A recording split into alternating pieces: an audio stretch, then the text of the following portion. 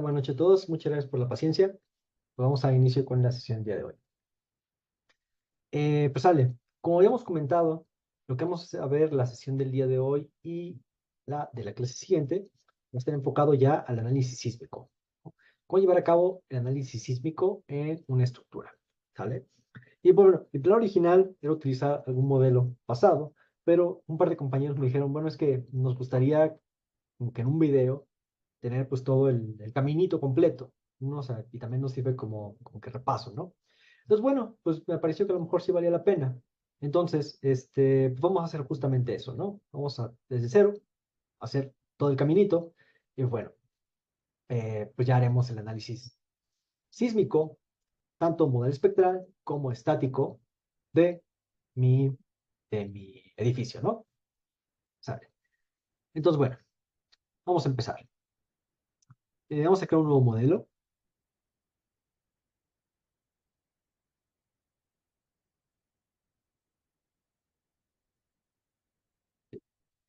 Vamos a utilizar el templete para hacer marcos en 3 dimensiones. ¿Vale? Va a ser un edificio de 10 niveles. Vamos a poner, eh, vamos a poner 3 crujías en X y 2 crujías en Y. ¿Sí? Y fíjense cómo desde aquí podemos nosotros empezar ya a darle ciertas propiedades viga y columna, ¿no? Entonces, ¿qué tal si hacemos eso, no? Vamos aquí en donde dice viga. Fíjense, si expandimos la lista, tiene la sección predeterminada. Pero yo puedo crear una sección viga dando en el icono que tiene un signo de más. Fíjense cómo ya entro directamente al menú de secciones. Vamos a crear una sección. Vamos a edificio de concreto. ¿Sí? Secciones rectangulares. ¿Sí? Entonces vamos a utilizar de, vigas de 25 por 50. Entonces pongo un peralte de 0.5 en ancho de 0.5. ¿Sí? Y bueno, con el espíritu de hacer eso también, con un enfoque un poquito más holístico, más completo, pues ahora sí, ¿qué tal si también, aparte de solamente, no solamente ver eh, cómo hacer el análisis sísmico, ¿no? Sino también de una vez le pedimos también que cheque lo del diseño, nuevamente para que sea más holístico, más completo, lo más completo que podamos hacer. ¿Sale? Entonces, bueno, material. Tampoco hay un material definido todavía, pero nuevamente desde aquí puedo acceder al menú de materiales nuevos. ¿Cómo? Si le doy clic en el nuevo icono que tiene un signo de más. ¿Sí? Voy a crear un nuevo material.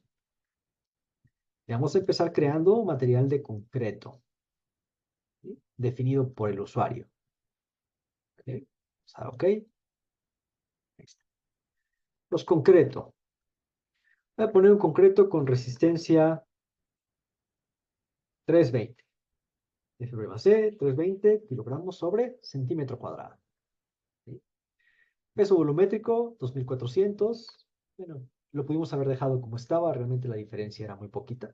Pero bueno, si queremos ser muy puristas, podemos bajarle a 2400, ¿no? Que la realidad no va a ser ni uno ni lo otro, ¿eh? O sea, va a haber un rango ahí concreto real. Bien, módulo de elasticidad. Lo voy a calcular con estos 320, ¿no? Voy a permitirme cambiar de unidades para estar en unas unidades en las que yo estoy muy cómodo, que son kilogramo centímetro cuadrado. Entonces cambia kilogramo centímetro. ¿Sí? Si recuerdan, podemos abrir la calculadora si dentro de una celda yo oprimo Shift y 2 veces clic. Entonces vamos a utilizar 15.000 por 320 elevado a 0.5. Calcular. Ya está. OK. Y listo, ya tengo mi módulo de elasticidad. Vamos a cambiar el F'C a 320. ¿Sí? Bien, listo, ya está mi material de concreto. Nos falta un material más, ya que vamos a estar también involucrados con el diseño. Vamos a pedirle también nuestro refuerzo, ¿no? Entonces, añadir nuevo material. Material ya no va a ser concrete. Recuerden que para añadir un material de refuerzo, seleccionamos rebar de reinforcement bar. Vamos a darle OK. Y este que nos ha creado, vamos a pedirle modificar. Sale. Entonces yo aquí le voy a poner varillas de refuerzo.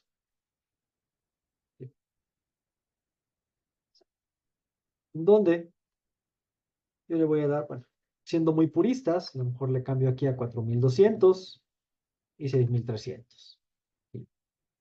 Y estos valores, los repito, aquí en la sección de esperado. ¿Vale? Y listo. Ya está mi material de refuerzo. OK, OK. Y yo estaba definiendo una sección tipo viga. ¿Recuerdan? El material, ahora sí, puedo elegir material de concreto. Aquí está, concreto. ¿Sí? Antes de salirnos, ¿qué dijimos? Que vamos a tomar en cuenta el refuerzo. Entonces, en Concrete Reinforcement, vamos a expandir, vamos a dar clic, perdón.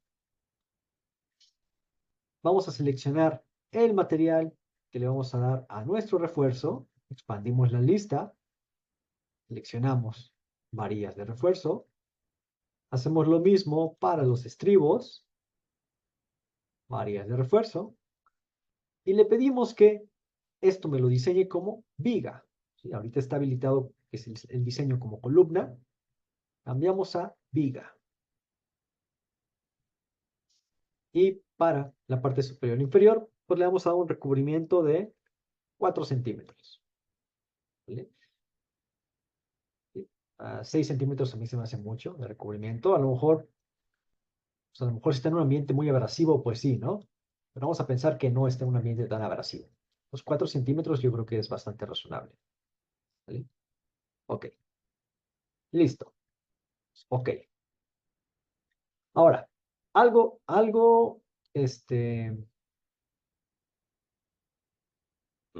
perdón, algo importante, ¿sí?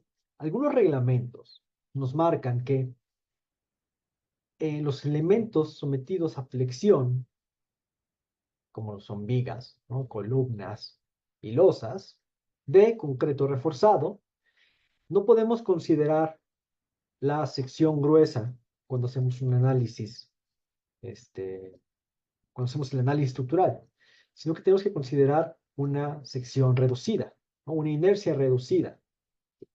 ¿Esto cómo lo puedo considerar? Si a mí me interesase hacer eso en SAP, ¿cómo lo puedo hacer? Bueno, de hecho ya lo aprendimos la clase pasada, pero pues aquí lo podríamos meter. A través de esta opción que dice Modifiers, Set Modifiers. Vamos a dar clic. Fíjense. Y si usted quisiera tomar una inercia reducida, pues ¿qué haría? Podría reducir el momento de inercia que nos da aquí SAP 2000. ¿Vale? Tal cual está, en este momento va a tomar el 100% del área completa que tiene mi sección. ¿No? Pero nuevamente, ¿no? Aquí va a ser el labor de cada uno de ustedes verificar los reglamentos en donde estemos construyendo. Como les decía, hay ciertos reglamentos que nos dicen, el ACI, por ejemplo, que pues, supongo que es el más general para todos nosotros, ¿no? El ACI nos dice, bueno, ¿sabes qué? Considera una sección reducida para los elementos que trabajan en flexión. Entonces, si fuese de nuestro interés, nosotros lo que tendríamos que hacer es, bueno, aquí le ponemos en vez de 1, 0.7 o 0.5 o 0.35 o el factor de reducción que sea que nos indique el reglamento. ¿Sale? OK. Entonces, es lo que tendrían que hacer, señores. ¿Sale? No solamente con vigas, sino también con columnas y con losas. porque las lodas también trabajan la flexión. Bien, listo. Entonces queda definida mi viga. ¿Sí? Ok, ahora voy a dar ok. ¿Sí? Y fíjense cómo ya aparece la sección vigas 25 por 50. ¿Sí? En columnas, yo puedo hacer exactamente lo mismo. Voy a expandir, o voy a darle en el plus, en el más. Voy a pedirle una copia de esta propiedad. Y a este le voy a llamar columnas. ¿Sale? Ok. Vamos a hacer columnas de, perdón, columnas de 55 por 55. ¿Sí? Material concreto. Si usted quisiera cambiar la inercia de la sección, nuevamente se iría aquí a Modifiers. ¿O por qué digo que lo aprendimos en la clase pasada? Porque, bueno, fue en la antepasada. Porque en la antepasada, ¿qué hacíamos? Los elementos de mampostería, si recuerdan, le cambiábamos la sección. Perdón, le cambiábamos el factor que tenía para área de cortante, para momento de inercia, todo eso, ¿no? Entonces, es igualito eso. Mismo concepto. Entonces, eh, todo esto de aquí para arriba ya está bien, pero la parte de cumplir reinforcement todavía no. Entonces damos clic y aquí ya no va a ser el diseño como viga, sino que va a ser como columna. ¿Sale? Vamos a considerar una disposición rectangular con tribos de cubrimiento de 4 centímetros, me parece bien. Y áreas de varilla longitudinal, vamos a ponerle varillas del, pues el número 9 podría estar bien. ¿Vale? El diámetro de los estribos, vamos a ponerle estribos el número 3. Y pues todo lo demás yo creo que lo dejamos así. ¿Vale? Le pedimos que me revise el diseño que yo estoy proponiendo. ¿Por qué? Nuevamente, ¿cuál es la diferencia? Si yo le pido que me diseñe, pues no va a tomar en cuenta esto que yo me he esforzado por ponerle, ¿no? Sino que simplemente SAP lo que va a hacer es que va a darme eh, cierta cantidad de acero directamente. Entonces vamos a pensar que, bueno, yo ya tenía una idea, yo tenía una idea de cuánto quería ponerle, pues bueno, entonces lo que vale la pena es que no me diseñe, sino que me evalúe particularmente para esa cantidad de acero que yo le he propuesto, si resiste o no, y qué tanto en el rango de capacidad de mi columna he alcanzado yo al ponerle esa propuesta de refuerzo. Entonces le voy a pedir que me revise. Ok, ok, ok. Entonces, pero fíjense, todavía no está asignada, ¿no? Así que aquí vamos a expandir la lista y seleccionamos columnas. Sale. Ok, vamos a cambiar nosotros las bahías en X a cada 4 metros, en Y a cada 6 y la altura del entrepiso 3 metros, me parece bien, y listo. ¿Vale? Vamos a pedirle que me modele esta estructura. ¿Ok?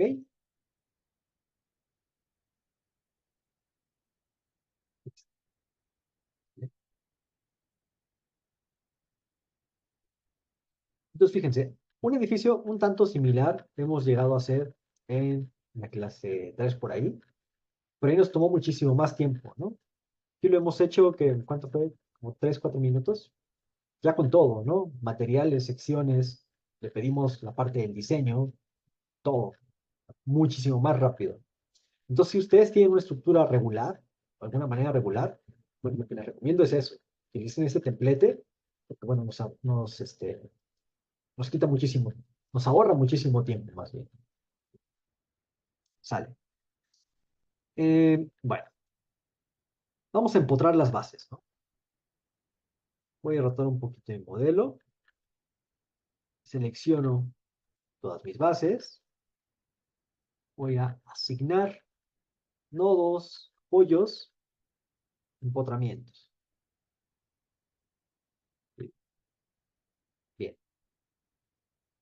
¿Sale? Entonces, esto ya lo había comentado en alguna ocasión, pero, pues bueno, vale la pena que lo volvamos a mencionar. ¿Sí? En la cimentación es importante, en verdad, garantizar que no va a haber giro si estamos considerando un empotramiento. Entonces, debe haber bastante comunicación de nuestra parte con el geotecnista o con quien sea que va a ser el encargado de hacer el diseño de la cimentación. Si en la cimentación hay un giro, es más, ahorita hacemos ese ejemplo. Si hay un giro, entonces, pues yo ya no puedo considerar aquí que es un empotramiento, sino que consideraría que esto es una articulación. Y van a ver, ahorita que hagamos el ejemplo, como si yo lo considero articulación, esta estructura se hace mucho más flexible. ¿Cómo voy a poder darme cuenta de eso? A través del periodo. Si el periodo aumenta, significa que la estructura es más flexible. Y si el periodo aumenta, ¿qué implicación puede tener eso en el diseño sísmico? Bueno, que en mi espectro de diseño, las fuerzas caigan en un punto diferente, ¿no? A como estaba cuando yo era considerado como empotrado, que puede ser mayor o menor a la consideración inicial, pero va a ser diferente. ¿Sí? Entonces, pues bueno, es importante. Como les decía, ahorita hacemos el ejemplo para ver la diferencia de los periodos. Bueno, ¿sale? ¿Qué nos falta? Losas, ¿no? No tenemos losas todavía. Entonces, vámonos a Define, Section Properties, y vamos a definir secciones de área. Vamos a crear una nueva sección. Voy a llamarle losa concreto. ¿Sí? Vamos a poner losas de 20 por 20. No, perdón, 20 por 20 no. De 20 centímetros de peralte, perdón. Sí. Va a ser del tipo shell delgado, shell thin. Y el material va a ser de concreto. Vale, listo. Es ok y ok. Ahora, también la ventaja de haberlo hecho así con el templete es que me ha creado un sistema de líneas guía pues, en toda mi estructura. Entonces, yo aquí fácilmente puedo modelar mis losas con el modelado, con el modelado rápido de losa. ¿Sí? Fíjense, para ello, voy a poner la vista en 3D en la derecha. Y la de la izquierda voy a cambiar a la vista en planta.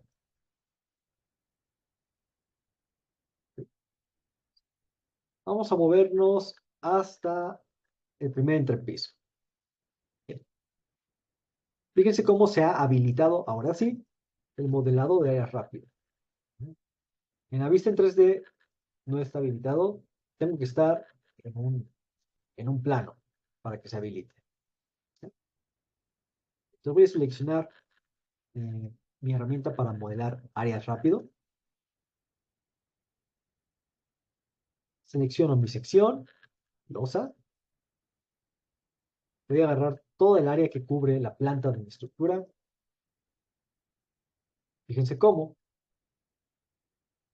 automáticamente ya se han creado los tableros de losa. ¿Sí? Es mucho más rápido, ¿verdad? Bien.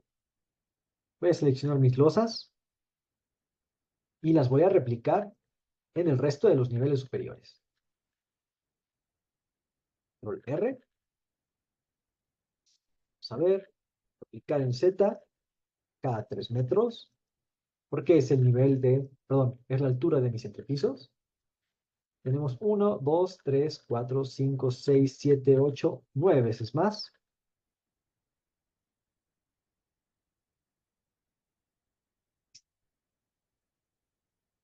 Listo.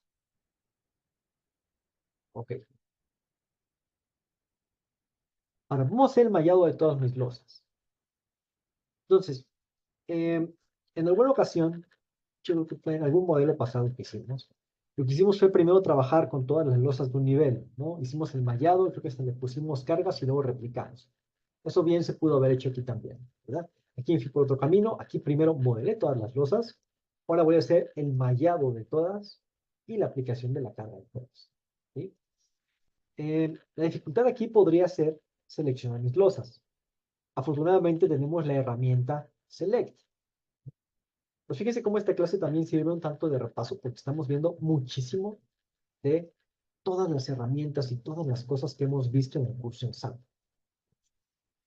Entonces, vamos a utilizar select. Select nuevamente. Por propiedades. Y vamos a pedirle que me seleccione todos los elementos que compartan una propiedad de sección de área. Todos los que compartan la propiedad losa-com.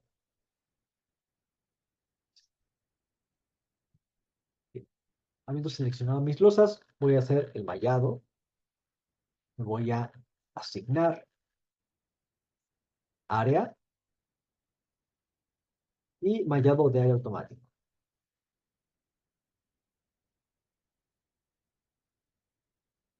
Entonces vamos a hacer un mallado de... Vamos a hacer un mallado de 10. Bueno, vamos a hacer un mallado de 8 por 8. Pues no hay ningún problema. Este tamaño de malla. Ok. Listo. Claro que si alguien también quiere hacer el mallado más simétrico, podría ser el mallado, no sé, ¿qué proporción tenemos? Como 1, 2, pues podría ser el mallado, no sé, de 8 por 15 o algo así, ¿no? Y sería a lo mejor un poquito más simétrico. Sin embargo, con este tamaño de malla vamos a tener resultados perfectamente, adecuados. ¿Sale? Bien. ¿Qué sí? Bueno, podría seguir cargar las losas, pero para ello tenemos que definir nuestros patrones de carga, ¿verdad? Entonces me voy a define patrones de carga. Primero tenemos el patrón de peso pro. Vamos a ponerle un patrón de sobrecarga muerta con un factor de multiplicación de peso de 0. Pases de tipo det. Vamos a añadir. Después, carga viva, tipo live, añadir. Y vamos a poner viva la azotea, porque va a ser diferente esa. Podemos cambiar aquí a roof live, podemos dejarle live. Vamos a añadir. Sale. Entonces, ya que estamos aquí, pues ya empezamos con la parte de ponerle también las cargas sísmicas, ¿no? Entonces, este primer enfoque que vamos a hacer para el análisis sísmico va a ser utilizando un enfoque estático, ¿sí? Vamos a ver. Vamos a ponerle sismo en X. En tipo, seleccionamos Quake, Earthquake.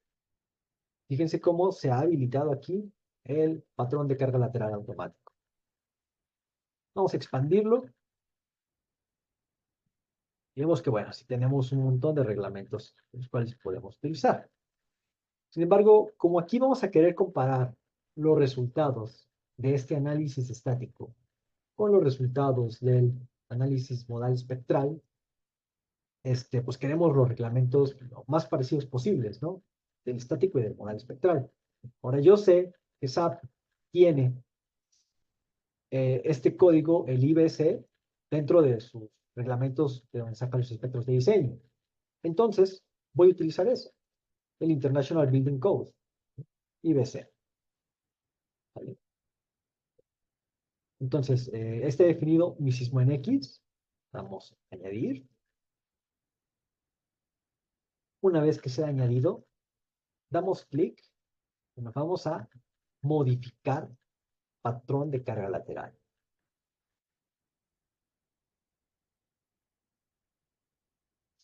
Bien. Primero, ¿qué me dice? Dirección la, de la carga, ¿sí? Dirección inicial del diafragma. Entonces, ahorita estamos tratando con un sismo en X, entonces dejamos global en X. Y vamos a dejar la excentricidad del 5%. En periodo, vamos a decirle que este va a ser estimado por el usuario, ¿sí? Entonces, Primero nosotros aquí vamos a ponerle una aproximación del periodo y después, una vez que hagamos el análisis modal de mi estructura, es importante que nos regresemos aquí y que le volvamos a poner el periodo, pero el que ya sea el real. Ok. Para estimar un primer periodo, pues hay muchas, en la literatura usted va a encontrar un montón de ecuaciones, ¿no? Y constantemente salen más, porque hay mucha gente que se dedica a eso, a ver, pues, con ecuaciones relativamente simples, pues, ¿cómo puedo yo más o menos aproximar el periodo de mi estructura? Entonces, digo, hay gente que se dedica a eso. Bueno, pues una primer aproximación, yo creo que probablemente la más simple, es decir, bueno, puedo estimar el periodo de la estructura a partir de su número de niveles, ¿no? ¿Cómo? Multiplicando el número de niveles por punto 1. Entonces, ¿cuántos niveles tenemos aquí? 10, ¿verdad? Por punto 1 sería un segundo, ¿no? De hecho, le podemos poner 10 por 0.1, damos clic en otro lado, ahí está, un segundo, ¿no? Es una primera aproximación muy burda a lo mejor, pero bueno, es la más sencilla que tenemos, entonces podemos partir de ahí. Y ya luego con el modelo espectral, entramos y corregimos, ¿no? No pasa nada. Sale. Vamos a dejar el resto de los datos tal cuales están. Sin embargo, sí vamos a poner atención en, en los valores que tenemos. Es más, voy a permitirme hacer un pantallazo de estos datos. ¿Vale? Permítame un segundo, voy a pegarlos por acá. ¿Por qué? Porque ahorita que definamos el espectro de diseño, también nos piden algunos de estos datos. Entonces es importante que veamos que coincidan, ¿no? Para que esto sea lo más comparable posible. ¿Sí? Usar OK. Ahí está.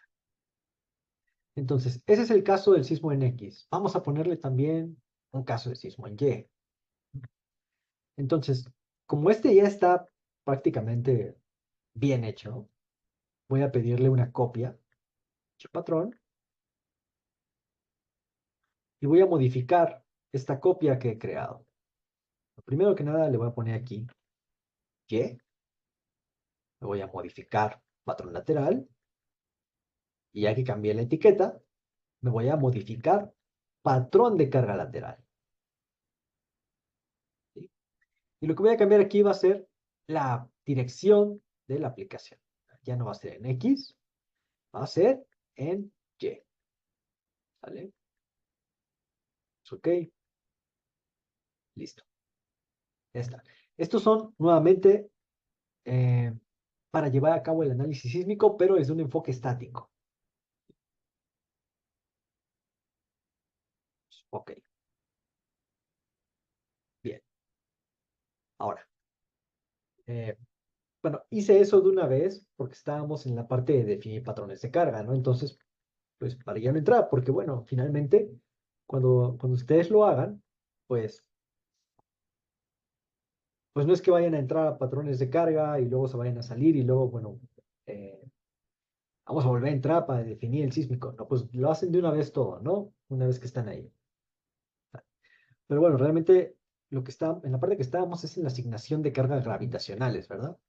Entonces continuamos con eso. Entonces, vamos a seleccionar todas nuestras losas. Si se fijan, puedo utilizar la opción Preview Selection para agarrar todas mis losas. ¿Por qué? Porque lo último que hice fue asignarles el mallado, ¿verdad? Para ello agarré todas mis losas. Entonces, como la última selección fue mis losas, con Preview Selection las agarra todas de nuevo. Bien, va. Y vamos a empezar a asignar cargas. Asignar. Espéreme. Vamos a hacerlo un poquito más real. Vamos a quitarle la asignación a las losas de azotea. ¿Por qué?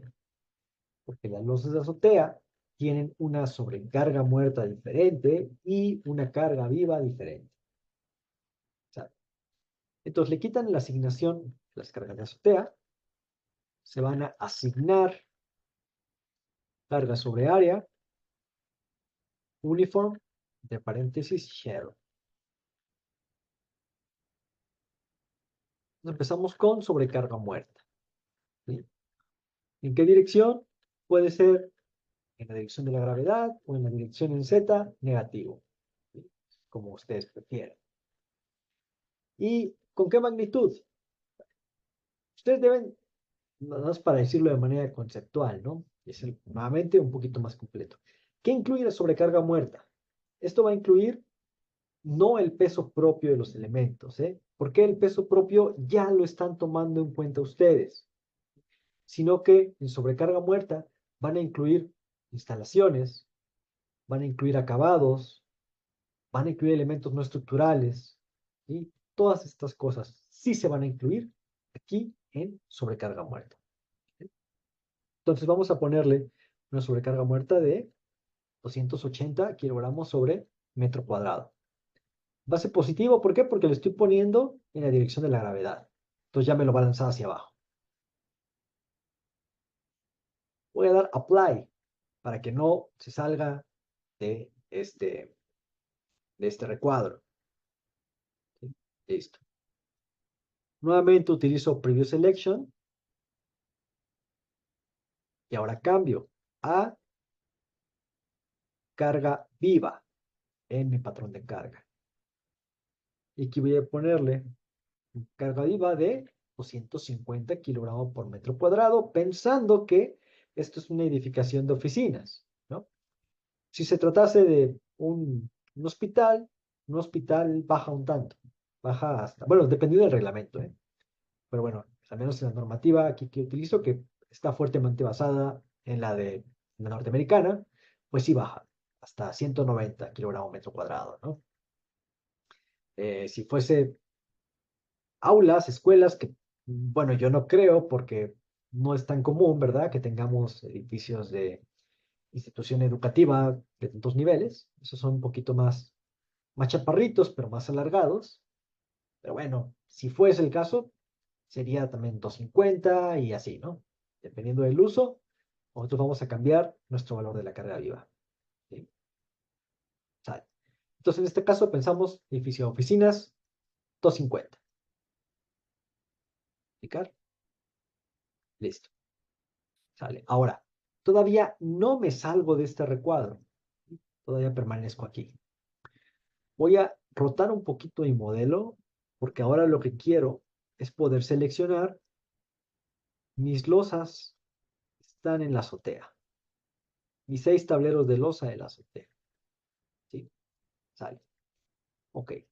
Cambio mi patrón de carga nuevamente a la sobrecarga muerta. Entonces en la azotea, ¿qué pasa? Pues que en la azotea puede que haya menos elementos no estructurales, ¿verdad? Menos instalaciones. Los acabados a lo mejor van a ser los mismos, pero bueno. Entonces nosotros vamos a cuantificar también todas estas cargas y típicamente vamos a encontrar que la sobrecarga muerta en la azotea es un tanto menor, ¿sí? Entonces, vamos a pasar de tener 280, ahora a considerar 230 de sobrecarga muerta en la azotea. ¿Vale? Y doy a aplicar. Ahí está. Utilizo Preview Selection. Y cambio el patrón de carga. Carga viva de azotea. ¿Y qué pasa? Que para las azoteas o para las cubiertas en general, tenemos una carga viva menor que las de entrepiso, ¿no? Eso también lo llegamos a platicar en su momento, ¿verdad? ¿Por qué? Bueno, pues si bien es verdad que es posible que alguien haga una fiesta, ¿no? Y se lleve a todos a la azotea, pues eso va a ser un día, no es algo común, no es algo que suceda de manera continua, que tengamos una carga viva importante en la azotea, ¿no? Adicionalmente, generalmente hay una pendiente para que haya, que el agua no se estanque, ¿no? Entonces eso dificulta que pongamos ahí mobiliario o que nosotros mismos estemos ahí. Entonces, en general, en la azotea consideramos cargas viva menores. ¿Están todos de acuerdo, no? Entonces, bueno, siguiendo estos reglamentos, estas ideologías, bajamos la sobrecarga muerta que consideramos en la frontera. ¿Sí? Y en este caso van a ser solamente 100 kilogramos sobre metro cuadrado. Se va a aplicar. Listo. ¿Sí? Vamos, ok. Bien. Ya está todo lo de cargas gravitacionales. Entonces, si vamos a pensar que no queremos hacer todavía la parte sísmica. En cuanto a la parte gravitacional, que creo que nuevamente este fue el ejemplo de la clase 3, aquí terminaba, ¿no? Entonces se fijan, bueno, y eso que ahorita me estoy explayando un poquito porque estoy dando explicaciones, pero si quisiéramos hacer un análisis gravitacional de la edificación, eso lo terminamos, si ponemos serios, se hace en 10 minutos, muy, muy rápido. Nos falta ahora ver todo lo que involucra la parte de sismo, ¿no? La parte de carga lateral. Bueno, entonces, ¿qué decíamos que hacíamos cuando hacíamos un análisis sísmico?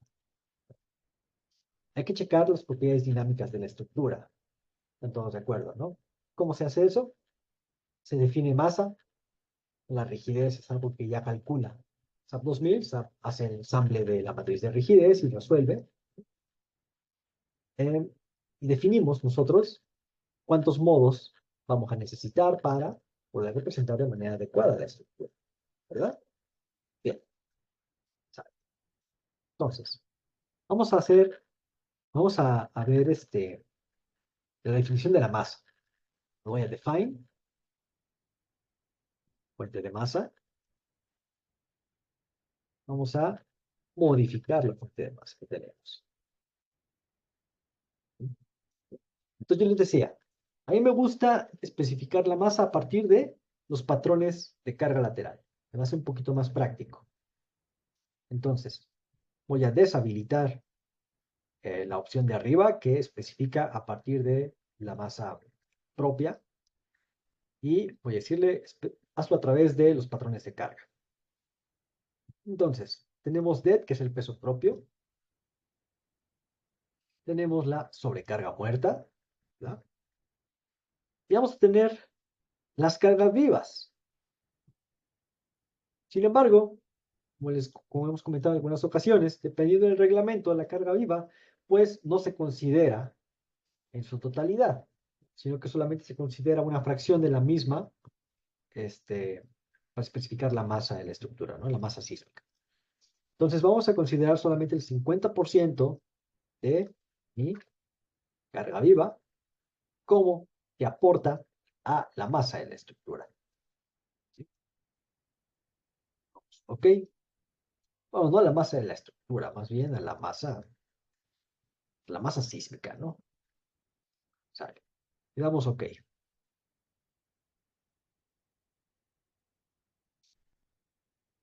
Bien, OK. Para definir el- los modos, ¿qué vamos a decir? Bueno, que dependiendo del número como es una estructura en 3 dimensiones, por cada nivel vamos a considerar al menos 3 modos, ¿verdad? Ajá, sí, está muy bien, eso es verdad.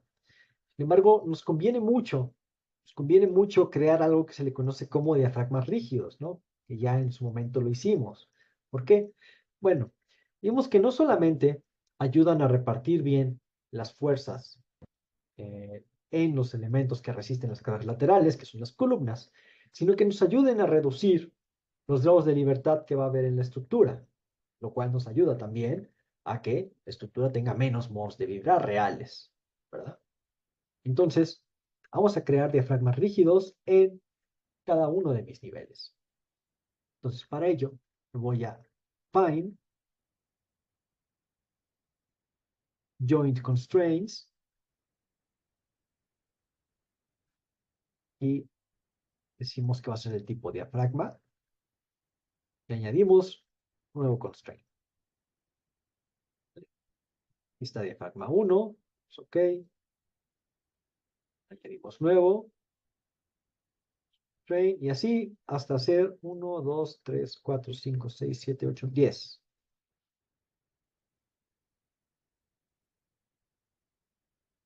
Crear 10 diafragmas rígidos.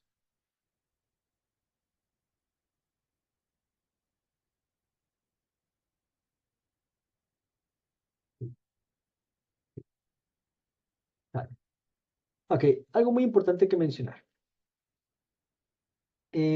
Aquí somos capaces, o vamos a ser capaces, a cambiar la vista en planta en el primer nivel. Vamos a ser capaces de asignarle un diafragma rígido a toda esta planta. ¿Por qué? Porque vamos a considerar que la distancia entre este nodo nunca va a cambiar, ¿verdad? Y la distancia entre este nodo nunca va a cambiar. Y entre todos esos y este tampoco cambia. O sea, la distancia que hay, o más bien la configuración en planta que tenemos, siempre va a ser la misma, ¿verdad? Y eso se puede hacer debido a que esta es una estructura regular, sin tener salientes importantes y sin tener entradas importantes, ¿no? Pero ¿qué pasa si tuviésemos, por ejemplo,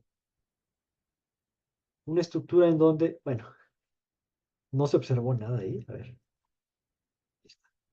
¿qué tal si tuviéramos una estructura así, en donde tenemos aquí una entrada, ¿no?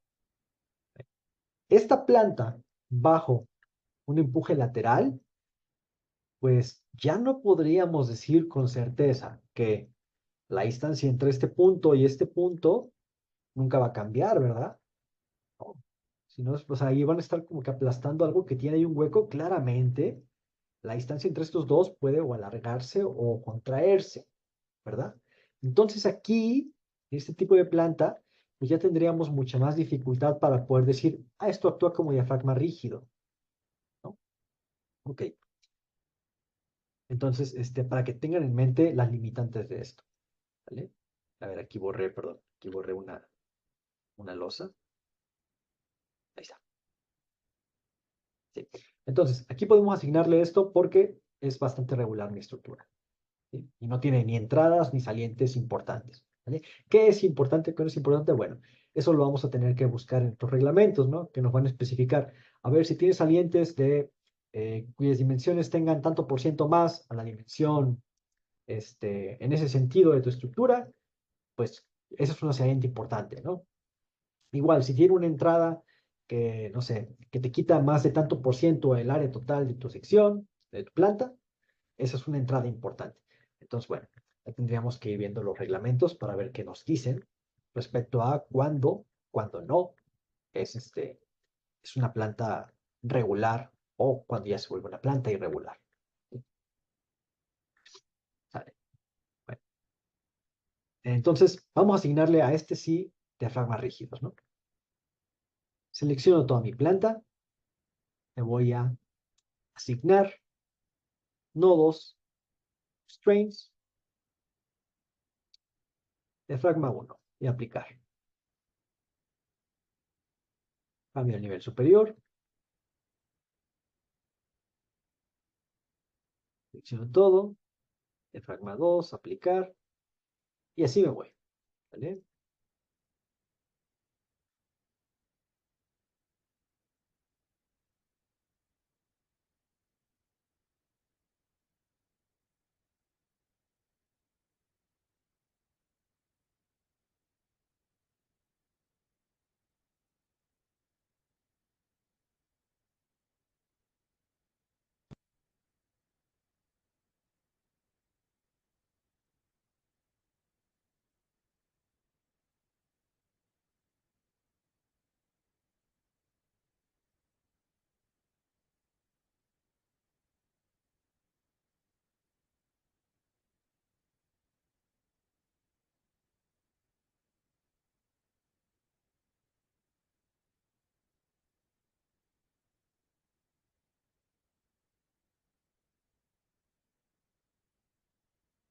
Diafragma 8,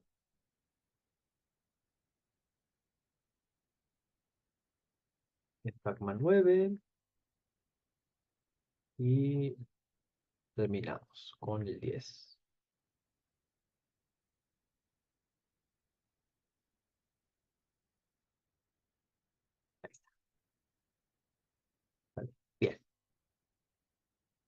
Ya están definidos mis diafragmas rígidos. Vamos ahora con la definición del caso modal. Voy a define load cases, modal, modificar, mostrar. Y lo que vamos a modificar aquí va a ser el número de modos que vamos a considerar para mi estructura.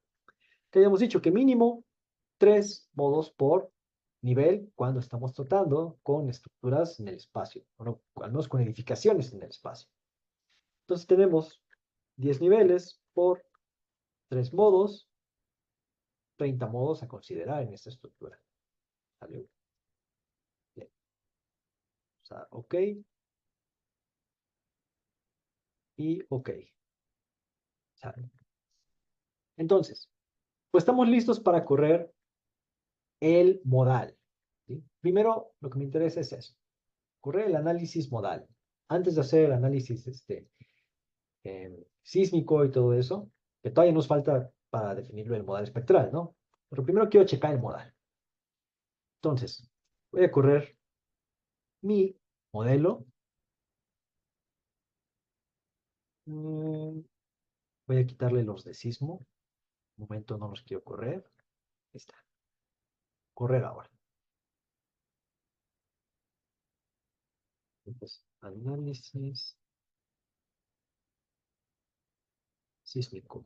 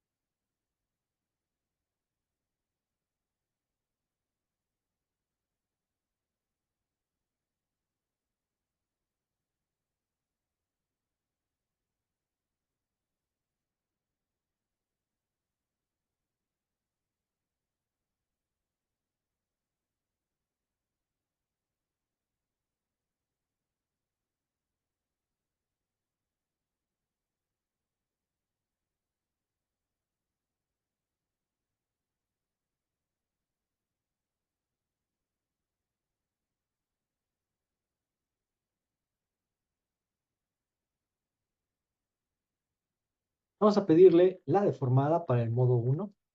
Bueno, vamos a checar primero, de hecho, eh, formas modales, ¿no? Vamos a display, show deformed shape para caso modal, modo 1. Ok. Fíjense, tenemos un periodo de 1.35. Bueno, ¿cuánto habíamos calculado nosotros? Un segundo. Y bueno, aquí tenemos 1.35, ¿no? Yo diría que es más o menos elevado, ¿no? 1.35, sí es un periodo más o menos grande, pero bueno, para las secciones que le estamos poniendo, pues sí. Entonces nosotros tendríamos que irnos ahorita al patrón de carga sísmico y cambiar ese un segundo que tenemos por 1.35. Bueno, entonces, quiero verificar que las formas modales sí sean las primeras dos traslacionales. ¿Sí? ¿Qué quiere decir traslacionales? Que sean un movimiento traslacional en el plano, que se mueva de un lado a otro. Y la tercera, pues sí, ya podría moverse rotando sobre el eje de toda mi estructura. ¿Cómo puedo verificar eso? Pues bueno, puedo animar la estructura, la deformada, perdón.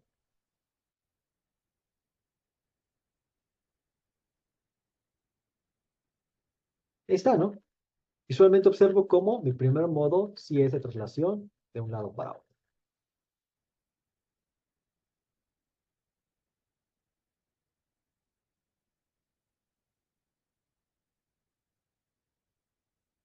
Y mi segundo modo es de traslación también de un lado para otro, pero en el sentido ortogonal, que es justamente lo que yo habría esperado. ¿Vale? Que sean traslacionales y pues en los dos sentidos, ¿no? El sentido ortogonal. Vamos a verificar el tercer modo, vamos para, ¿eh? Fíjense cómo el tercer modo es justamente, tiene ahí torsión, ¿no? Es rotacional este.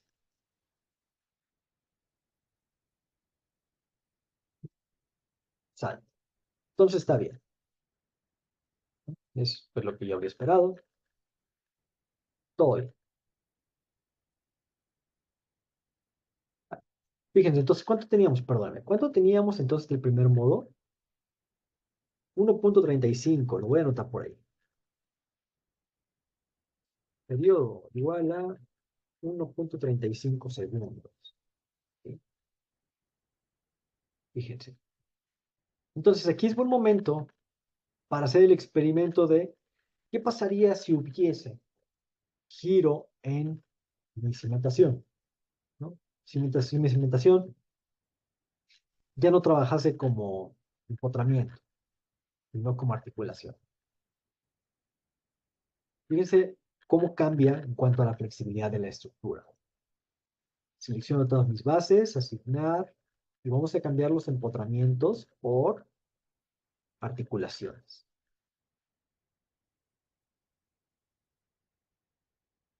Nuevamente voy a pedirle igual, el análisis modal.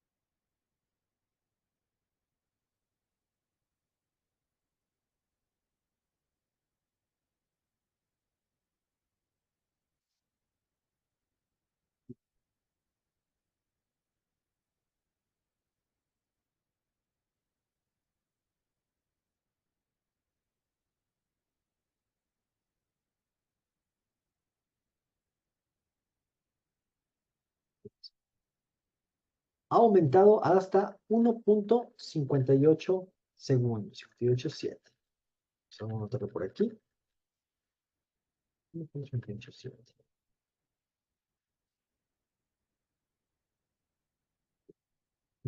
A lo mejor no parece muchísimo, pero es el 17% más. Yo considero que sí hace bastante más flexible la estructura. 17% más flexible, casi 20, ¿no? Entonces, sí es significativo el aumento en la flexibilidad de la estructura al considerar que la cimentación eh, este, aporta cierto tipo de apoyo o que aporta cierto otro tipo de apoyo, ¿no? Entonces, fíjense cómo es muy importante tener nuevamente, esta comunicación con el geotecnista o el ingeniero, con quien sea, que se encargue de la cimentación para ver, oye, tienes que garantizarme que sí puedo considerar esto como empotramiento. Si no, mi estructura va a ser bastante más flexible y pues y el análisis no va a ser válido. Muy bien. Pero bueno, regresamos a la condición de empotramiento donde el mundo es perfecto, no hay giro en mi cimentación nunca, perdón. Y voy a tener siempre algo que me restringe completamente el movimiento en la base. ¿Sí? Muy bien. Ok. Entonces, lo que vamos a hacer ahora va a ser irnos a los patrones de carga nuevamente y en los patrones de carga de sismo vamos a modificar y vamos a cambiar el periodo de la estructura. ¿Sí? Vamos a ponerle el periodo correcto, que era 1.35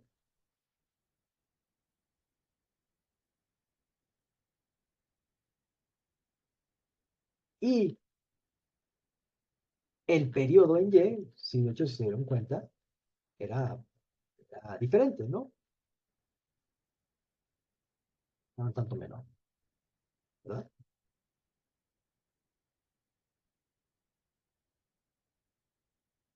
Y listo. Entonces, una vez que ya hemos modificado el periodo en mi caso de sismo estático, ya queda esa parte, ¿no? Ahí concluye la definición de el caso de sismo. Ya estaríamos listos para correr. Entonces, con fines comparativos, como habíamos mencionado, vamos a hacer un análisis también modal espectral. ¿Sí?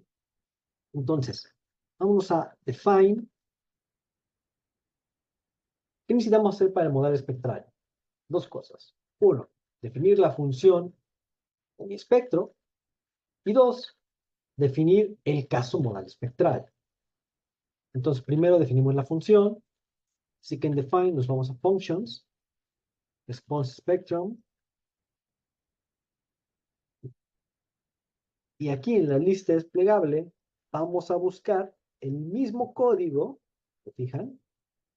Que teníamos cuando hicimos el caso estático. Aquí está, International Building Code 2012. Seleccionamos, ponemos añadir nueva función. El nombre de la función yo lo voy a llamar espectro IBC 2012.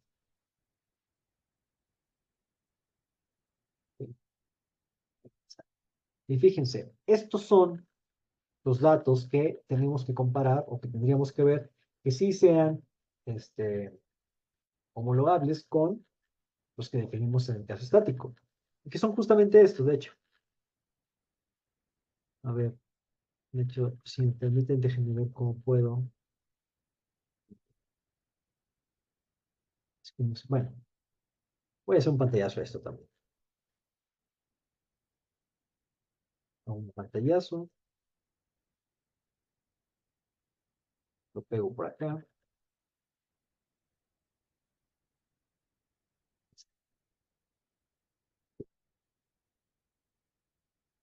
Bien. En la izquierda tenemos lo que hemos definido para el caso sísmico estático. ¿Se fijan? Aquí tenemos aceleración espectral en un periodo de 0.2, 2.29, y cuando estamos definiendo nuestro espectro de diseño, también es 2.29. ¿Sí? A un segundo, 0.869 y 0.869. ¿Sí? Para periodos largos, 8 y 8. ¿Sí? Tipo de sitio, P. Coeficiente de FA, 1, coeficiente de FB, 1. ¿Vale? Entonces, fíjense cómo coinciden bien todos los parámetros para definir en la parte, en la parte que me ayuda a construir mi espectro, ¿no? Las especificaciones de mi sitio que definen justamente la sismicidad del mismo. Entonces, bueno, es homologable, ¿sí? Es igual. Entonces, sí van a ser comparables mis resultados. Entonces, puedo dar OK y OK. Listo. Ahora, la segunda parte del modal espectral es definir justamente el caso modal espectral. Me voy a define, load cases, y vamos a crear un nuevo caso. Vamos a llamarle aquí sismo en X. A ver, no, perdón. Modal espectral en X, ¿está? Tipo de caso, voy a buscar response spectrum. ¿Sí? Si recuerdan, utilizamos la combinación modal CQC. En excentricidad, está 0.05. Y en cargas aplicadas, como este caso va a ser modal espectral en X, vamos a obtener la dirección U1. Elijo mi espectro, que es el espectro IBC, y le doy el factor de escala para transformar de Gs a metros sobre segundo cuadrado. Es 9.81. Añadir. Listo. Hay gente que dentro de uno mismo, o sea, en vez de crear un modal espectral en X y un modal espectral en Y, he visto que hay gente que hace, bueno, modal espectral y luego aquí hace esto. lo pone en las dos direcciones. Em, para mí es mejor hacerlo de manera individual porque, bueno, a mí me ayuda más cuando hago mis combinaciones de carga, ¿no? Pues, sin embargo, si alguno de ustedes encuentra, o bueno, la gente, ¿no? Que lo llega a hacer, encuentra razones para hacerlo más eficiente así, pues yo creo que también se podría valer, ¿no? Crear dentro de un mismo caso modelo espectral las dos direcciones de análisis de sismo. Como les digo, como al menos en las normativas en las que yo estoy acostumbrado, se considera en una dirección del análisis del sismo un porcentaje de este y en la otra dirección otro porcentaje. Pues bueno, no es muy aplicable contar los dos en el mismo caso de, de carga. Está bien. Sale, entonces, listo. Ya creé mi modal espectral en X y ahora simplemente le pido una copia de este modal espectral. Pero aquí le cambio, bueno, primero le cambio la etiqueta, va a ser modal espectral en Y y le cambio la dirección. Ya no va a ser en la dirección U1, va a ser en la dirección U2. Voy a modificar y listo. Poner OK. ¿Vale? Muy bien. Entonces, pues bueno, hasta ahora creo que lo único nuevo que hemos visto ha sido cómo ponerle estos, eh, esto que está asociado al caso de carga estático, ¿verdad? De momento, ¿hay alguna duda o algún comentario? ¿No? ¿Todo bien? Perfecto. Entonces, pues si me permiten, vamos a tomar una pequeña pausa y enseguida regresamos para continuar esto, ¿no? Muchas gracias. 5 minutitos, estamos de regreso, compañeros.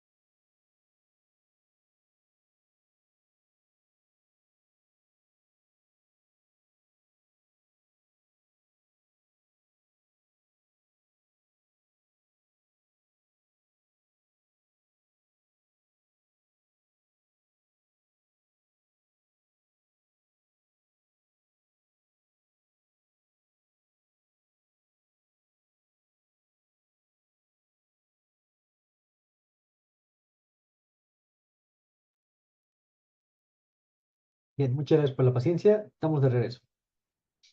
Pues sale. Entonces, pues ya quedaron definidos los cargos, los casos de carga, tanto dinámico como estático, ¿no? Para sismo. Entonces ya podemos correr nuestro modelo.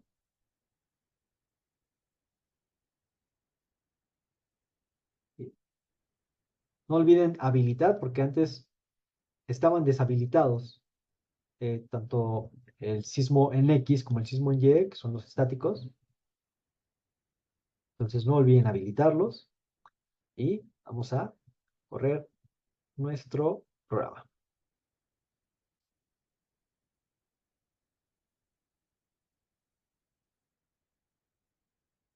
Y a lo mejor se tarda un poquito.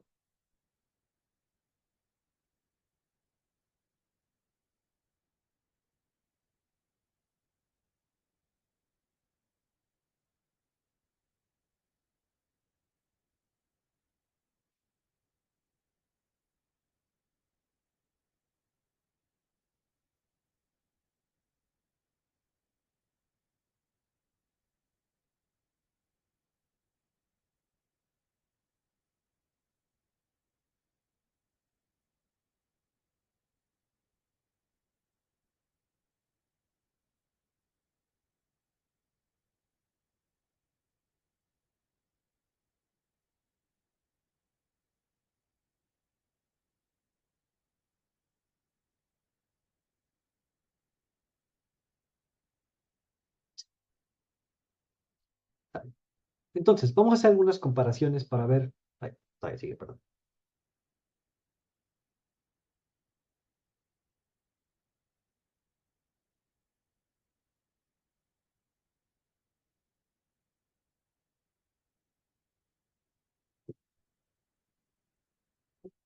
Vale, entonces vamos a ver algunas comparaciones para ver cómo son nuestros resultados, ¿no? Y qué deberíamos nosotros de buscar una vez que tenemos el análisis de nuestra estructura por sismo, ¿no? ¿Sale? Entonces, una muy importante, deformaciones laterales, ¿sí? ¿Cuánto se desplaza lateralmente? Entonces, voy a pedirle aquí deformed shape para, vamos a ver, para el modelo espectral en X,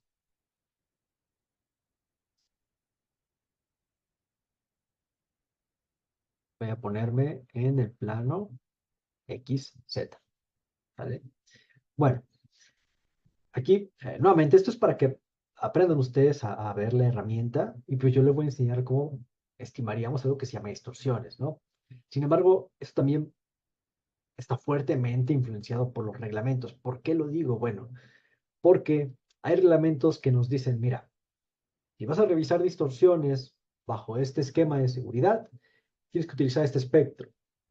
Si vas a revisar distorsiones bajo este otro esquema de seguridad, tienes que utilizar este otro espectro, ¿no? Entonces realmente es bastante complejo, ¿no? En algunos reglamentos, ¿no? Aquí vamos a ver conceptos generales y cómo calcularían ustedes algunos de estos parámetros, ¿no?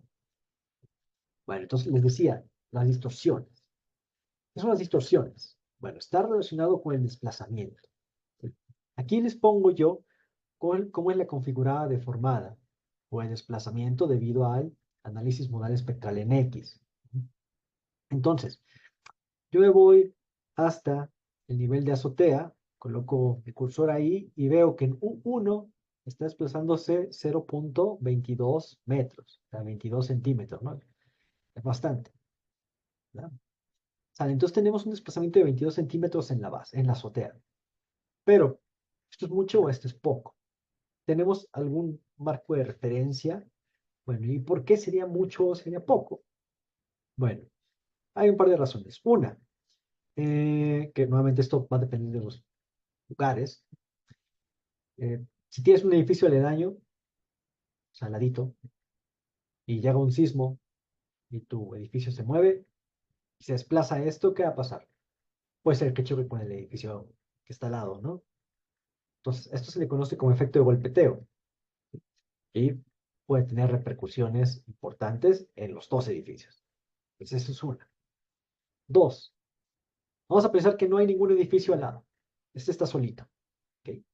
El desplazamiento, el puro desplazamiento lateral, es algo que está relacionado con el posible daño que va a surgir en mi estructura. De hecho, lo vimos cuando vimos el análisis pushover, ¿recuerdan? Cómo nosotros empujamos la estructura y se desplazaba esta, ¿no? De hecho, pusimos un desplazamiento objetivo, hasta cuánto desplazamiento queríamos llegar. Y a medida que se incrementaba ese desplazamiento, iban formándose rotaciones plásticas en los extremos de mis elementos, ¿recuerdan? Que indicaban que ya había surgido cierto daño en ese elemento. Entonces podemos ver cómo el desplazamiento está asociado al daño estructural. Y no solamente al daño estructural, sino también al daño en la parte no estructural, como son muros, como son puertas, como son cancelerías, sistemas de fachadas. Todo eso también es muy susceptible a cuánto se desplaza mi estructura. ¿Sí?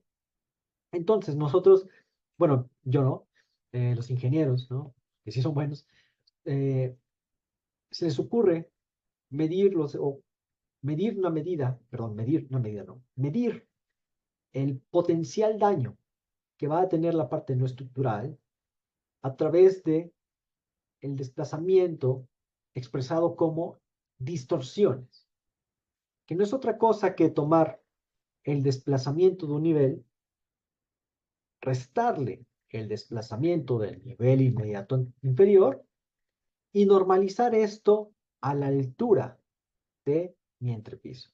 ¿Sí? Eso sería la distorsión de ese entrepiso. ¿Sí? Entonces vamos a calcular eso. A ver, aquí tenemos un desplazamiento de 0.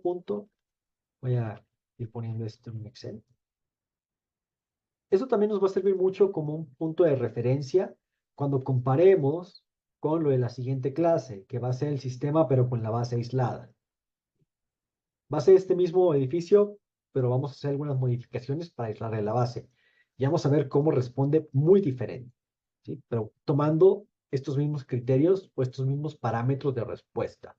¿Sí? Entonces tenemos 0.2288.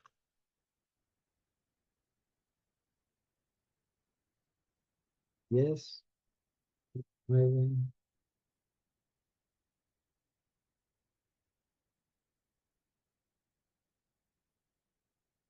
entonces 0.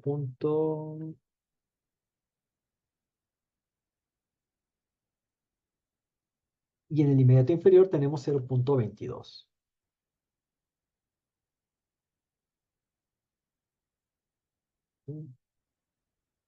Teniendo una altura de 3 metros,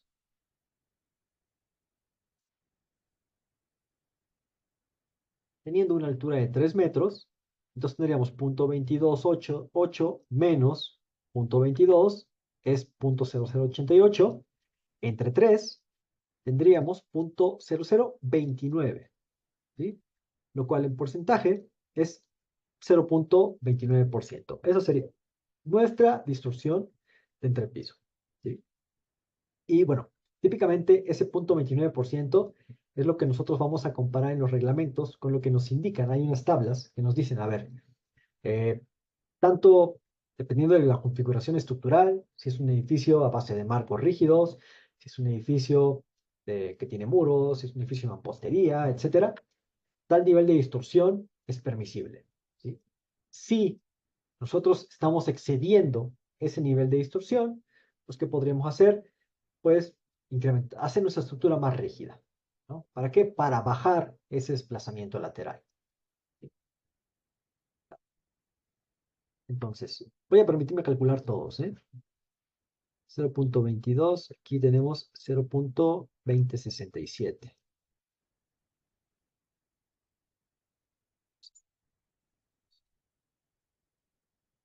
2067.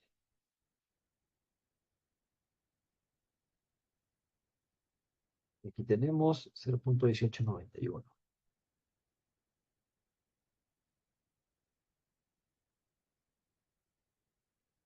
Aquí, punto 1677 y punto 143.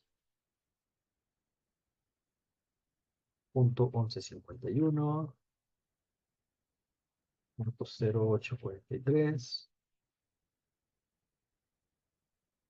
0.0513. Por cierto, que hay gente, a lo mejor, algunos de ustedes, o bueno, hay gente, ingenieros que apenas estamos empezando, que apenas están empezando, que tienen la noción que, bueno, la distorsión máxima debe estar hasta arriba, el desplazamiento máximo es hasta arriba, ¿no? Eso es cierto.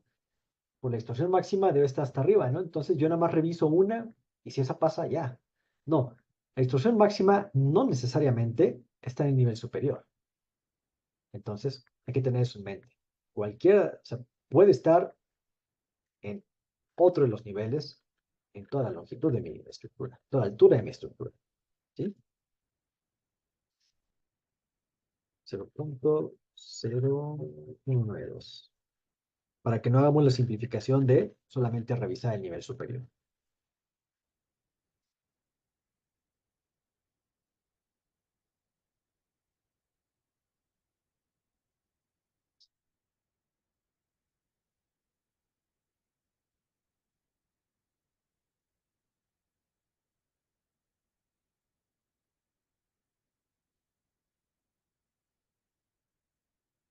Ok.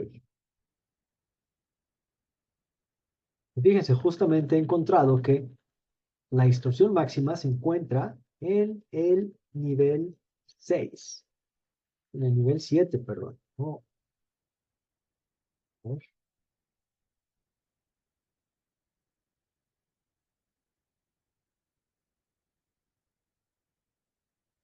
ver, punto 20, punto 18. Ajá, sí, así es. En este nivel, es el 8, perdón. ¿Por qué? Porque punto 20 menos punto 1891 nos da punto 0.176, lo cual dividido entre 3 metros me da una distorsión de 6.3%, lo cual es pues bastante elevada, ¿sí? Fíjense, más les voy a permitirme compartirles el Excel de lo que estoy haciendo, ¿sí? Aquí tengo la diferencia de los desplazamientos, ¿no? Aquí tengo el desplazamiento desde hasta arriba menos el desplazamiento del nivel inmediato inferior. Aquí, desplazamiento de- del nivel 9 menos el desplazamiento del nivel 8. Y así sucesivamente, ¿vale? Después tengo una columna en donde tengo las alturas. Después simplemente divido esa diferencia de desplazamientos entre la altura. Y se fijan, aquí en el nivel 8, en el nivel 7 y en el nivel 6, pues tenemos unas distorsiones bastante elevadas, ¿sí? Bastante más grandes que en las de hasta arriba, ¿no? De hecho, la distorsión del nivel superior fue la menor de todas. Entonces, nuevamente, ese criterio que pudiésemos tener a lo mejor de que, bueno, el desplazamiento máximo está arriba, ahí debe estar la distorsión mayor, o eso es erróneo. ¿Sí? Bien. Vale, este Excel me va a permitir guardarlo porque nuevamente lo vamos a utilizar para comparar después. Entonces, es un parámetro que queríamos checar aquí. Las distorsiones, ¿sí? Y eso se tendría que hacer en los dos sentidos. Y aquí solamente lo he hecho para un sentido, pues lo tendremos que hacer en los dos sentidos. Vamos a ver ahora factor de participación modal, que eso también es otra revisión que tenemos que hacer. Y les voy a decir en SAP en dónde podríamos revisar eso. Vámonos a Display, mostrar tablas.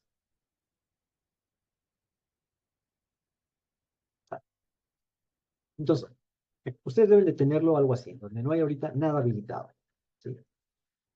Nosotros nos vamos a ir a el menú que dice resultados de análisis, ¿sí? Y dentro de este menú vamos a buscar que dice Structure Output, ¿sí? Resultados de la estructura. Expandimos y vamos a tener aquí por un lado reacciones en la base, lo cual nos importa para revisar el cortante basal. Y tenemos aparte Modal Information, lo cual nos importa para ver la participación modal. Vamos a expandir ese de Modal Information, ¿sí? Y vamos a seleccionar el que dice Modal Load Participation Ratios. Perdón, Model Participation Ratio. ¿Sale? Seleccionamos estos. Ahora, una vez seleccionando nuestros, lo que nos va a dar la participación modal, vamos a darle OK.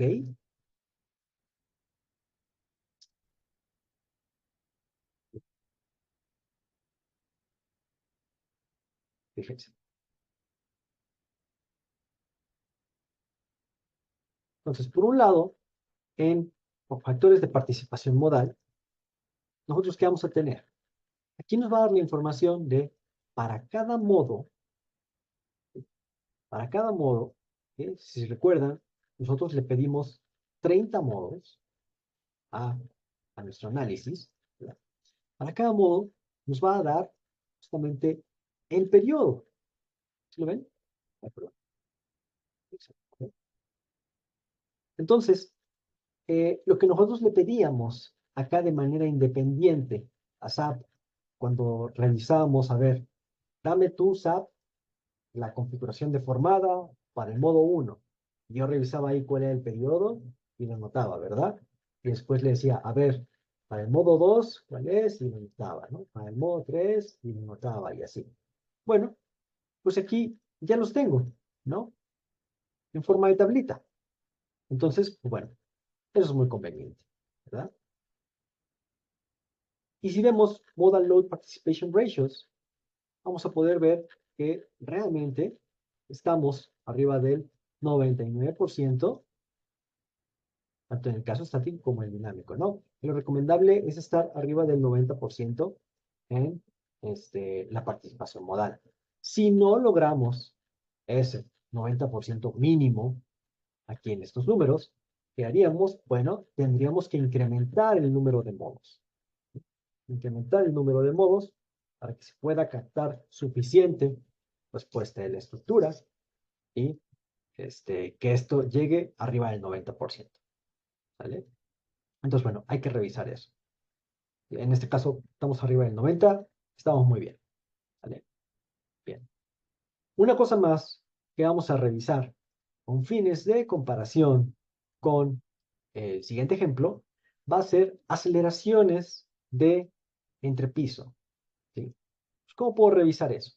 Bueno, aquí estoy, por ejemplo, en la configuración deformada del caso modal espectral en X.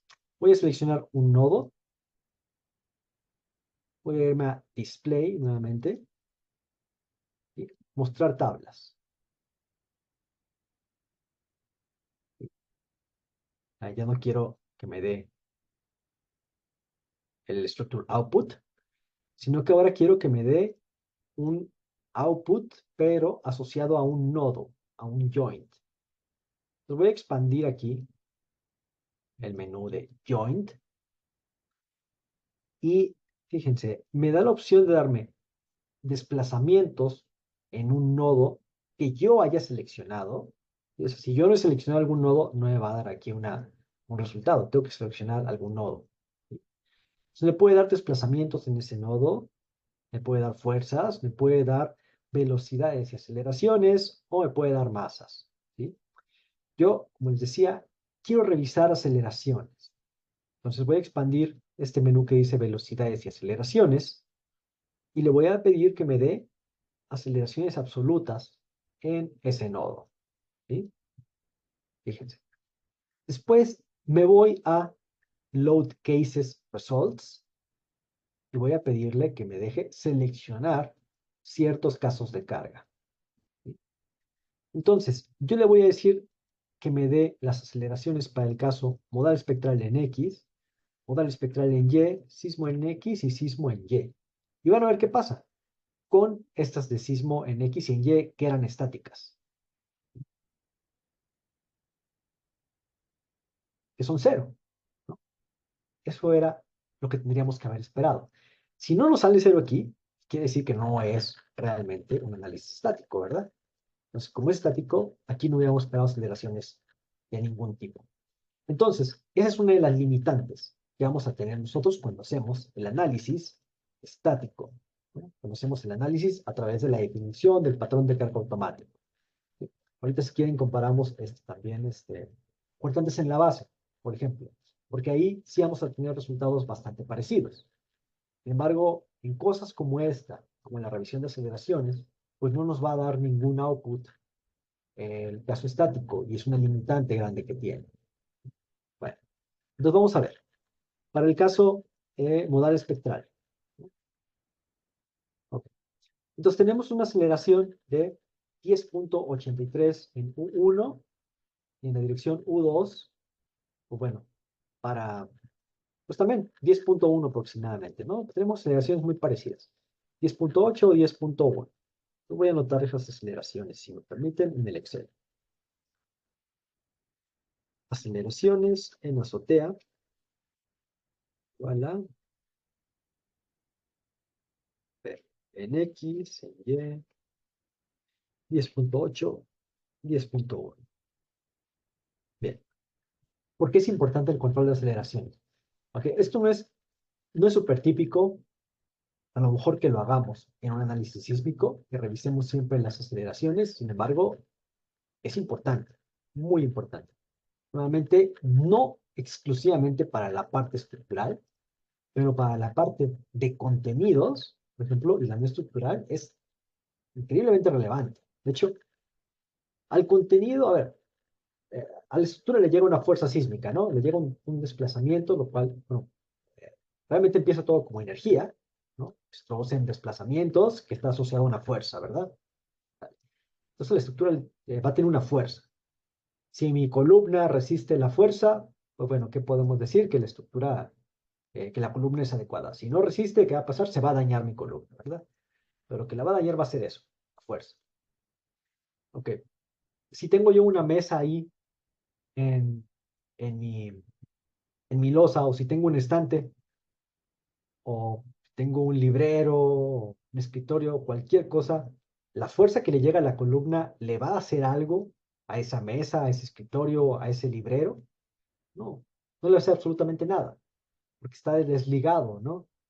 Sin embargo, el movimiento que provoca las aceleraciones, eso puede hacer que mi mesa se deslice, que mi librero se voltee, que mi librero, que mis elementos de contenidos reaccionen de cierta manera. Entonces, si bien la fuerza sísmica no les hace nada, las aceleraciones que se producen en su base sí que puede aportar a que haya volteos, deslices, todo ese tipo de cosas, ¿no? Entonces, eso, ¿dónde es muy relevante? En hospitales, en museos, ¿no? En edificaciones en donde tengamos, en laboratorios, ¿no?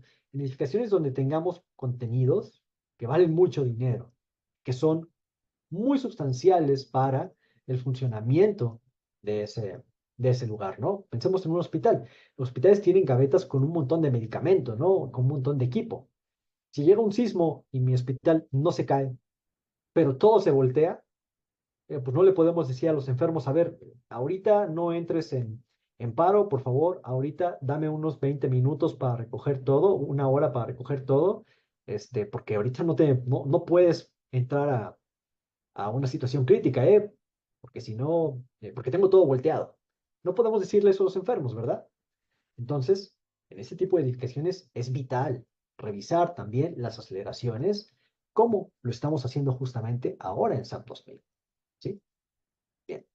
Y van a ver cómo es bastante interesante cómo reacciona diferente la estructura una vez que le pongamos el aislamiento de base en la siguiente clase. Bueno, entonces ya está. Hemos anotado las aceleraciones. Vemos que en el caso estático no nos da aceleraciones, una limitante, ¿no? Y bueno, para ver, vamos a ver cortante en la base, ¿no? Para ver qué tan acercados o alejados estaban los resultados del análisis estático y del dinámico en ese aspecto. Nuevamente voy a display, mostrar tablas,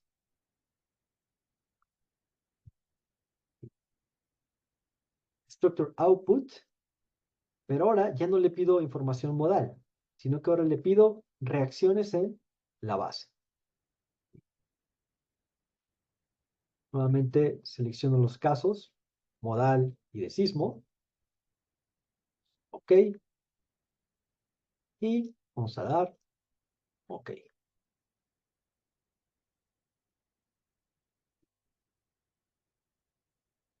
Bien, entonces, vamos a ver, tenemos, si nosotros comparamos este caso con este, que este es el estático, con el dinámico, pues realmente vemos poca diferencia, ¿no? Poca diferencia entre los cortantes basales que obtenemos. Entonces, realmente, al menos en ese aspecto, pues sí, es adecuado poder llevar a cabo un análisis estático, ¿no? Teniendo en mente las limitaciones, nuevamente, que haya aplicado aquí no significa que aplique para todas las estructuras. Los reglamentos son los que nos van a decir aplica o no aplica, ¿sí? Principalmente el análisis estático, ¿cuándo se utiliza? Cuando tenemos estructuras muy regulares, sí, como la que tenemos ahorita, pero también cuando son de baja a mediana altura. Y bueno, este es de mediana altura tirándole la nota mediana, ¿verdad? Eh, pero sí, no podemos aplicarlo para estructuras irregulares ni para estructuras de gran altura, ¿no? Lo cual sí podríamos hacer con el análisis modal espectral, el dinámico, ¿vale? Pero bueno, en este caso, como es una estructura muy regular, pues aplican bien los métodos y tenemos resultados bastante acercados, ¿vale?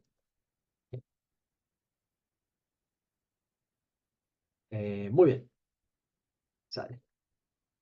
Eh, pues bueno, en general, yo diría que así es como se lleva a cabo el análisis sísmico de las estructuras, algunas de las revisiones que se hacen, ¿no? ¿Dónde podemos nosotros encontrar los resultados de esto? Y bueno, claramente es bastante más complejo. Hay algunas otras cosas de las que ni siquiera hemos hablado. Por ejemplo, mecanismo eh, el esquema de columna fuerte, viga débil. ¿Qué implica esto? Bueno, que las columnas tengan una capacidad a flexión mayor que las vigas que le llegan al nodo, pero bueno, eso no tenemos aquí cómo hacer la revisión realmente, ¿no? Este, pero bueno, yo creo que con eso tenemos una idea general de cómo llevar a cabo un análisis sísmico convencional, o más bien en estructuras convencionales, ¿sí? Que no tienen esas tecnologías eh, medio, medio medio novedosas, ¿no? Que realmente ya no son tan novedosas porque el aislamiento sísmico ya tiene muchos años. Sin embargo, no vemos muchos edificios con aislamiento sísmico, ¿verdad? Este, pero bueno, entonces, ¿hay alguna duda o algún comentario respecto a lo que hemos visto en la sesión del día de hoy? Que es análisis sísmico en estructuras convencionales, por así decirlo, ¿no? ¿Todo más o menos claro? Perfecto. Entonces, la siguiente clase vamos a ver análisis sísmico aislando la base, ¿no? Que es lo que les comentaba. Vamos a ver qué significa esto, aislamiento de base. Hacemos el análisis sísmico, nuevamente el estático y el dinámico, y vemos cómo responde la estructura. Y lo comparamos con lo que tenemos ahorita. Y vamos a ver si conviene o no conviene ponerle estos sistemas de aislamiento. ¿Sí? Pues bueno, si no hay dudas ni comentarios, les agradezco mucho a todos por venir y nos veremos en la siguiente clase que es el domingo. ¿Vale? Hasta luego, excelente noche, compañeros.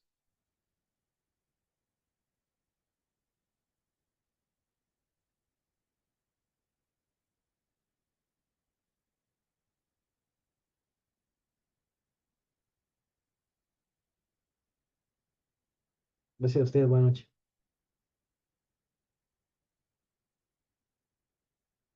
Gracias a ustedes.